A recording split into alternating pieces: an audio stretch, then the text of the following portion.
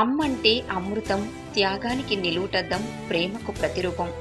పెదవే పలికే మాటల్లోనా తీయని మాటే అమ్మ, కంటికి వెలుగమ్మ అని అనడం ఎంతైనా సమంజసం.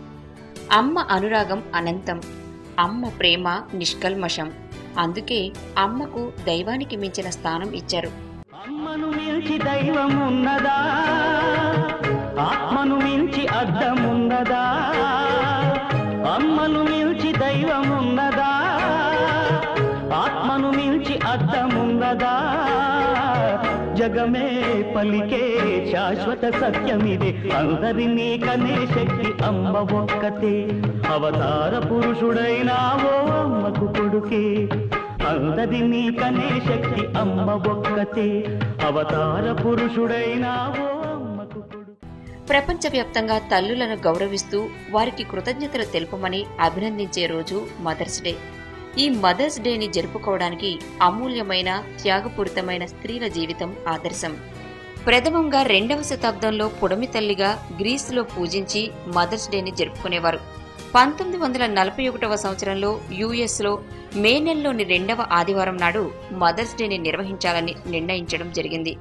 అప్పటి నుండి ఇదే రోజు ప్రపంచవ్యాప్తంగా దాదాపు అన్ని దేశాలలోనూ మదర్స్ డేని జరుపుకుంటున్నాం. అమ్మంటే సృష్టి, అమ్మంటే ఉచ్ఛ్వాస నిశ్వాసలు, అమ్మంటే ప్రేమ, అనురాగం, ఆప్యాయత, అమ్మంటే త్యాగం, అమ్మంటే పొంగే ఆనందం, సంతోషం, వెలుగు. ఏ భాషలోనైనా అమ్మ అనే పదానికి అర్థం వెతకడం అత్యాశే అవుతుంది. క్రొవ్వొత్తిలా కరుగుతూ చీకటి తెరలను తొలగించి బిడ్డలకు దారి చూపుతుంది. పొత్తిళ్ల నుంచి పెద్దయ్యే వరకు వారి భవిష్యత్తు కోసమే తప్పిస్తుంది. వారిని ప్రయోజకులుగా తీర్చిదిద్దే క్రమంలో ఎన్నో త్యాగాలకు సిద్ధమవుతుంది. కంటికి రెప్పలా కాపాడే అమ్మకు మనం జీవితాంతం రుణపడే ఉంటాం.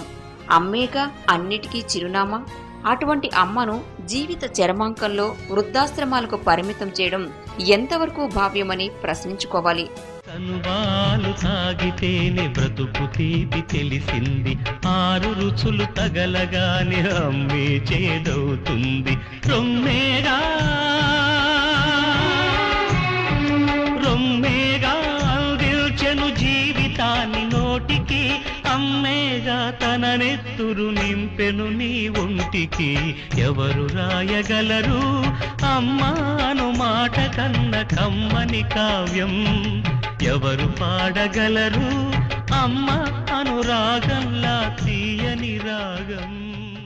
తల్లే బిడ్డలకు ప్రథమ గురువు, తల్లే స్నేహితురాలు. అమ్మ అనురాగాన్ని నిర్వచించడం అనితర సాధ్యం.